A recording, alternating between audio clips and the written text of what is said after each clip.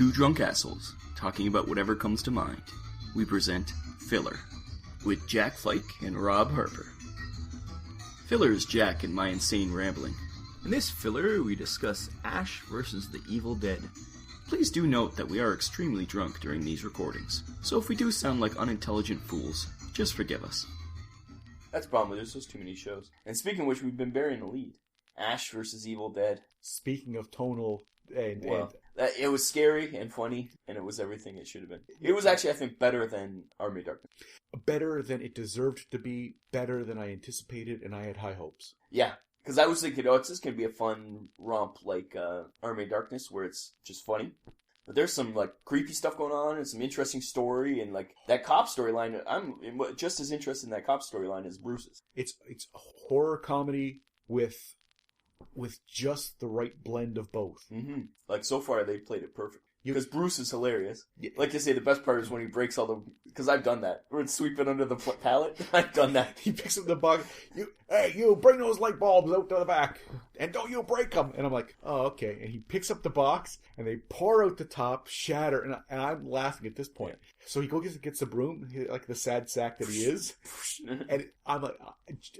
The beats were perfect because just as soon as I was like, he broke all the light bulbs. He takes the broom, he looks around, just sweeping it under the display, and I started laughing again. It was perfect. But then that scene happened moments away from a scene where a dead cop who had turned into a deadite laughed in the face of his partner. Or when the girl was standing there and she had the thing over her head, like the blanket. I was like, oh my god, that's so creepy. Because it was crying, and then it started to raise up, and I'm like, okay, it's a child. A crying deadite child is going to be gross. And then it started to raise up. I'm like, is a deadite child levitating? What's going on here? And then it's like, oh, it's the girl. It's a victim. Oh no, it's not a victim. No, that's the one who was reading because they had a tattoo on her arm. Showed her tattoo just so you knew. Yeah. And I'm like, oh no, she read the Necronomicon.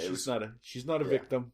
And that whole thing was creepy. And then now the cops got to explain why she shot her partner in the head. Yep. And she thought she was insane until she found the thing on the ceiling, which is cool. Because they must have, what you're saying is crazy. You must be crazy. I'm like, yeah, I saw it. Well, she's like, he attacked me. Like, well, she did have a thing through her hand, and so she was seen like to be attacked. So they're trying to figure it out. That's why she's not in jail. Yeah, oh yeah.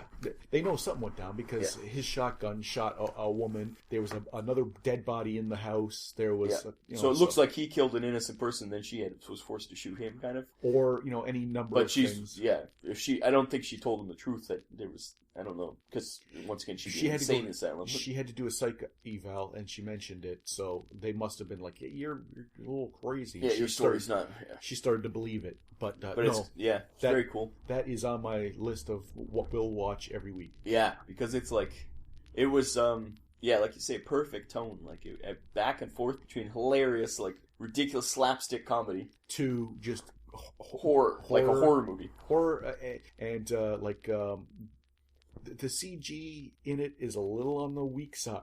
CG? When the guy got shot in the head, and it was... Oh, yeah. It was a little on the weak side, but... But I think we're so used to seeing, like, Army of Darkness level of stop-motion animation. This is, like... Yeah. Like, if you think about what it's from, like, if you compare it to, like, Walking Dead or something, it doesn't look great, but... No, I'm just saying that they used to do... Sam Raimi would always do practical effects, and they always looked great. Time constraints wouldn't allow that. They couldn't have made that doll that attacked Ash. Couldn't have made that into a practical, like a puppet. Well, part of it was, you could tell the scenes where it was practical. But there was, because when it latches onto him, he's so just like holding it. They just Velcro a doll to him, and then he just like writhes around, which is the best. Which is a fantastic. That's fan service. Yeah, I don't mind a little fan service, and that was fantastic. Was he basically recreated when Tiny Ashes attacked him. Yeah. I think my favorite part's where he's all cocky, listening to the space trucking, and at the end where he's like, "Oh no," he's like, "Space trucking." Yeah, that was great. It bookmarked because you had to show who he was. He's still a cocky bastard. He's still a cocky bastard because he's. And I love how he finished off even after she was a deadite, and he's still.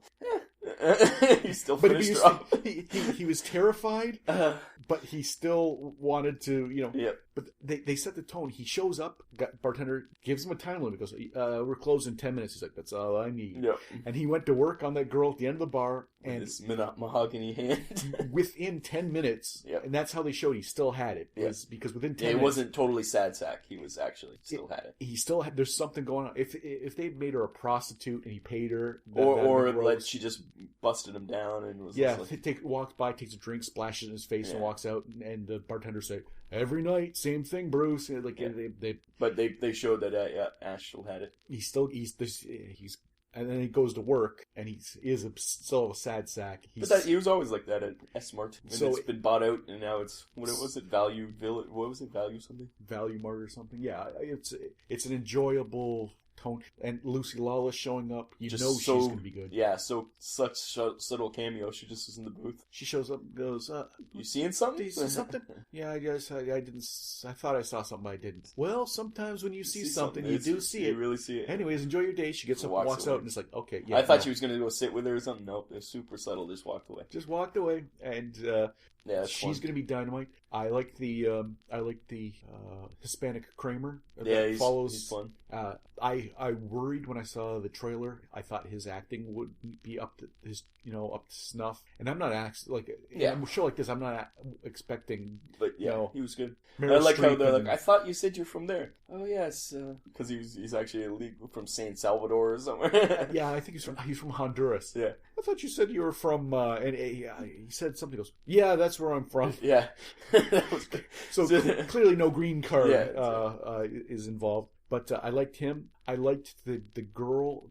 Yeah, she's got some interesting stuff going on. She's Once again, not super pretty, but she's still cute. but she's not attractive, but she's just attractive enough that when she shows up, they do a whole thing where Bruce he's got to Try to hit on her. Yeah. hit on her. It shows where his level of because they shot the scene and she's not ugly, but she's not really good looking. She looks like an average girl, really. But they shot it like you would in a super hot girl. Yeah, like when you're panning down like Star Trek Into Darkness panned down the blonde in her underwear. They did that, but it's just an average looking girl in like a smock. yeah, and I enjoyed that. They played up the fact that that's the level of this town's hotness. This isn't the CW. Yeah. This isn't small town people all are models. She was hot for that area, and it was.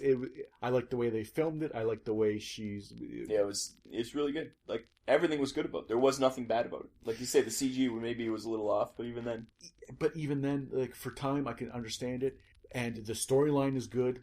And the two separate storylines, it's one really creepy and the other one really funny. It's going to come together eventually, I assume. I thought they were going for 3 storylines. I thought Kramer and the Jewish girl were going to go to her parents' house. Ash was going to go to the trailer park, and the cop was going to go do something else. I thought it was going to be it was good that they 3 prongs, but they're Ash's sidekicks. that I didn't see that. I thought because having 2 young people getting into adventures, horror-based adventures, you could see, an unlikely duo. Like I could see where that would be. Ash adventure would have to go save kind of thing. And eventually they'd all meet up, obviously. But and Ash's adventures would be one kind, the cops would be another, and but and Ash sleeping with the old lady to get free rent or whatever it is.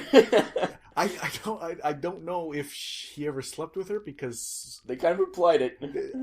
He certainly was playing the game. Yeah. Because hey, Mrs. So and So, because he's such a dick. Yeah. Yeah, because he's do you mind tidying up? Oh, not a bad with the big rubber gloves. Get all the spots. Make sure to do the. But then she's like, wastewater. okay, honey buns, or whatever she says to him, and he's like, and he's just like, oh, I should have done that. Yeah, because eventually she's gonna, they've got a kind of a implied thing going, and eventually she's gonna come. You got to pay the piper. And he would have to do something. And then there was another person in that trailer park. I'm sure he'll come back for something. I thought. Remember, because Ash drives away rapidly because he knows Necronomicon's causing shenanigans. He wants to get his check, get out of there. Yeah. He tears away, and some guy's just standing there like with raking the leaves and goes, "Hey, you asshole!" whatever. And then I thought, okay, well, he's gonna come back eventually. Yeah. But in the trailer, an arm comes through the a window and grabs someone by the throat. The girl. Oh, was by that the him throat. who got shot? And I assumed so through the whole thing, but with the Deadite makeup and stuff, like they were all kind of wearing shabby clothes. Because he's the one who got put his head in the cupboard and shot him, right? I assumed so. Ah, that makes sense. I assumed so. That makes sense. Otherwise, where'd that character come from? Like you could have disposable characters. You've established it's a trailer park. The trailers But so are far like they've 5 feet apart from each other. Yeah. So you could have an almost endless supply of just. But so far they've set everybody up, and I'm sure his when Pablo and what's his name, Kelly, when they escaped on the bike and the Deadite point of view thing, he hit his manager. So I'm sure his manager's going to be like a major villain. Which is funny because if you've got to choose something like a vessel for. Once again, he's the evil in that town. Is the manager of the store. He's a store manager at a Dollarama equivalent. Yeah. So or maybe even a big box store, maybe a Walmart equivalent. And that's the vessel that the Necronomicon's going to use because he's big evil. Yeah. Yeah, he's. It's pretty funny. Yeah. It's sinkhole. I like the news reports. There's like, it's a giant sinkhole outside of the bar, and like they keep showing those funny things where Bruce was. And they don't shy away from like when he leaves the S-Mart and the clouds are whistling, the winds like that. They don't do it where like the populace is like, oh, I don't see nothing going on. Or something weird's happening. They just don't know what's going on. Yeah, they think it's just weird weather. Or it's not a thing where Bruce is like, you gotta help me. You're crazy. Like it's a actual phenomenon. Stuff's going on, and people can see that. And eventually they'll see the dead rise, which they already are. The guy's wife comes in the door, and and that's just the person we know about because she happened to be talking to him on the phone. And she goes, well, we were supposed to go to my dad's house. And he's like, no, well, we're going to go, but we need someone to help. Yeah. And they go to Ash's place and get attacked. But then she's like, well, now we can go to my dad's house. And Ash's like, no, we got other stuff to do. Like, I wonder if it's going to be a thing where this whole time. Supposed to go to. Can we go to my dad's house? Because my mom was literally. And they're going to go there and he's just like hanging out with her or something. Okay, well, that might be a little. I assume he's dead. I assume he's dead, but that would be funny if, like, mid-season they eventually get there and they're just living happily again. She's like making scrambled eggs. He puts his paper down, looks over. He's got glasses just at the tip of his nose. Hey, honey, come on in. Do we have put another plate down? Oh, you brought some friends. And then Ash just blows her head off. She looks over. You should have called ahead. I could have made more bacon. Yeah. And Ash is like, oh, sweet God. I'll sever your sausage. She just cuts it. Or it's from behind and he's like, hey, Kelly, I can see where you got look at the booty on your mom. I'm gonna... And then she turns around. Ah! Keeps happening to him. Yeah, pretty funny. That would be funny. But it would have to be like mid-season. Like this whole time she's trying to bring him over, yeah. That is the best show on TV right now, for sure. I thoroughly enjoyed it. I laughed out loud.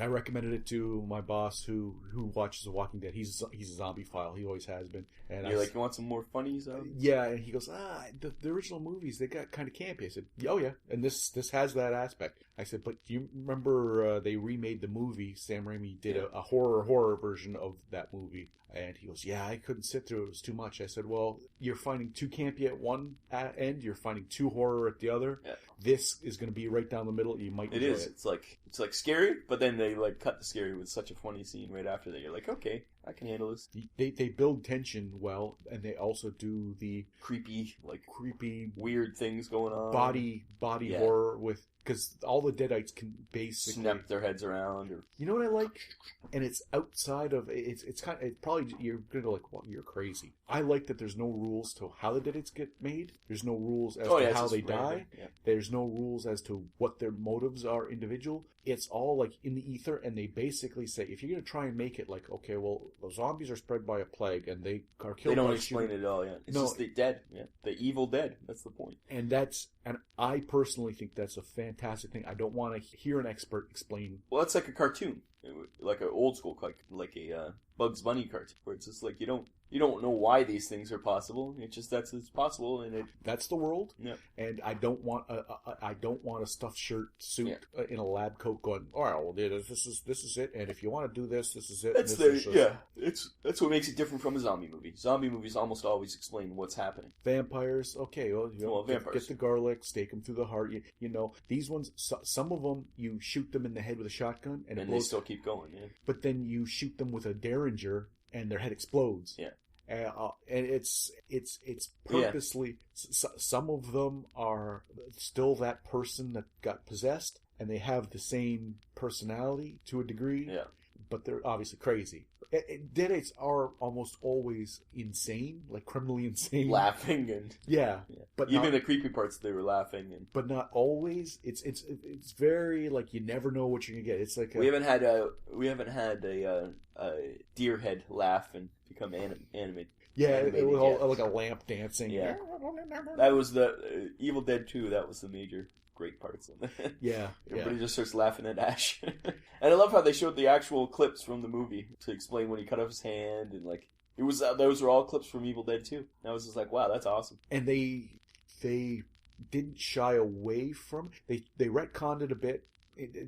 Well, they haven't mentioned Army of Darkness yet, but no, and I don't know if they can. Oh, it's a different company? But because they said me and my girlfriend went and they kind of took the first two movies, smushed them together a little bit. But that's what the second movie was. It kind of smushed together. Yeah, the first movie and the second movie are not sequels. And not even tonally the same. Totally different. Yeah. But this is definitely based on the second movie. But it has stuff from the first movie. I think most of it's from the second movie, from what I could see. Like his girlfriend that's the second movie. Yeah. And him cutting her head off with a shovel and watching it fly through the air, and lands on his chest. And you know what? I enjoyed how I don't know how they. I like how he didn't. Yeah. When she went bad, and he didn't mention that he had to chop her head off. But you could see how he was describing it, and then reality beside it. And sometimes they weren't exactly the same. Exactly. But I liked. I don't know if they used a projector to put it on the crates. Yeah, and stuff. That was awesome. My God, just as cinematography, I watched that, and it was cool. It was within the first 1/3 of the show, and I went, oh. Well, that's just right after the doll attack, so it was like I was like, oh, this. Like they're just catching. Okay, you haven't seen Evil Dead 2? Here, we'll catch you up a bit. But just the way they shot it, it was like that is genius. Like you can tell this isn't a director who's he's not just directing some Law and Orders. Yeah, you know. Well, you knew it was Sam Raimi directing it, and I hope that carries over because just the way the shots I liked. In general, everything was shot well, directed well, but that was just like inspired, and I was like, oh, that was a step above everything else. Yeah. There was plenty of morsels in there that just said, yeah, this is quality through and through. Yeah. And they've already renewed it for a second season. Yeah. Well, come on, the trailer renewed it. They renewed it. Yeah, that's the thing. They renewed it before the show came out. All the execs must be like, yes, this is perfect. I just hope it gets the rating so it keeps going. But on Starz, I don't know if who knows. But but wasn't Burn Notice on Starz? And that went for like 20 seasons. So is that on Starz? No, it was on USA Network. Either way, what's on Starz? There is something. There was something else on Starz, but this will be their biggest draw. This will be their biggest show, and I'm curious to see if they had a big tick of people. I know in Canada it's on some weird network that you have to pay extra for, and I think it's getting pushed a lot. Like it's getting a big bump because it was something that you'd never get. I can't remember which station it's on. It's some. Well, in Canada, it's probably the Aboriginal network. Yeah, it's something weird. Something where it's like, what? It's on one of those super stations that nobody ever gets because there's nothing on it. Yeah, I think it's the one that shows Burn Notice and those kind of things. We'll see. It's really great. Other than that, I think that's TV. But do you think Starz would not have a hard time selling this to any specialty horror channel? Would not have a hard time selling this to... They just need to get a few in the can, and you can syndicate this to others. I think they're on Netflix, so it'll have a whole new life on Netflix when it comes out. Yeah, they just need to get a couple seasons under the belt of good quality, and this thing will be a monster. It'll be a juggernaut. Yeah, they'll keep alive on like all those kind of... And speaking of Burn Notice, Bruce Campbell lost about 20 pounds. Oh, he looked good in it, yeah. He looked about 10 years younger than Burn Notice. Which, in Burn Notice, I thought, okay, is this him just being him in his later days? Like, that character seemed like I wouldn't mind becoming that character. Oh yeah, he was just like a retired spy, and he was just living the life. Like, you're drinking, no structure. I got money and I have nothing but time. Mm-hmm. So like, and he looked older because he wasn't taking care of himself. He looked fat. Mm-hmm. But a credit to Bruce Campbell. Maybe, yeah. You see him in this, and it's like, oh no, that was an acting choice. Yeah, exactly. He was heavier, obviously, but he was acting like just a old. Because he looks like slovenly. I'd say even like maybe even 20 years younger. He looks a lot younger in this. Yeah. It's good. it's pretty funny. It's classic. They played him perfectly as an older Ash. Is perfect. It's not for everyone, but it's my go-to show that I will be watching religiously. Yeah. If I can't watch Flash, if I can't watch Arrow, you know what? But, I could push those off for a few days, but yeah, this is something I'm itching to see the next episode. Yeah. And there you go. I think that's pretty good. Well, there you go. Watch Ash vs. Evil Dead, because it's a great show. See you next time. Bye-bye.